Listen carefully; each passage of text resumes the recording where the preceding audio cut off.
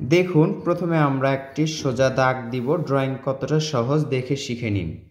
এরপর এখান থেকে একটা সোজা দাগ দিব, এরপর এখানে আরও একটি সোজা দাগ দিব, দুই দাগ যেন সমান হয়। এরপর আমরা এখানে আরেকটি দাগ দিচ্ছি, এটা একটু ছোট। এখানে আমরা একটি ত্রিভুজের মতো করে দাগ আঁকবো, এভাবে এবং এভাবে। এই দুই দাগটা এখন কি করতে হবে? ডাবল করতে হবে। ডাবল করলে দেখুন একটি ঘরের চালা আঁকা হলো। এবার এখান থেকেই দেখুন এভাবে একটি দাগ এবং এই দাগটা আবার ডাবল। এখানে সোজা দুইটি দাগ হবে, ডাবল হবে।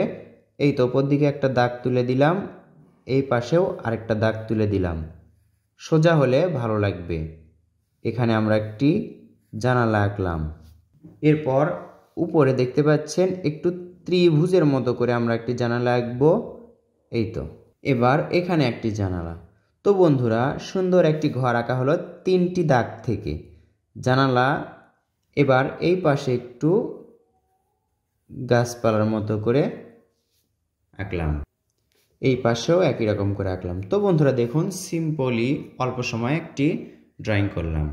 ভিডিওটি ভালো লাগলে লাইক করুন এবং শেয়ার করুন।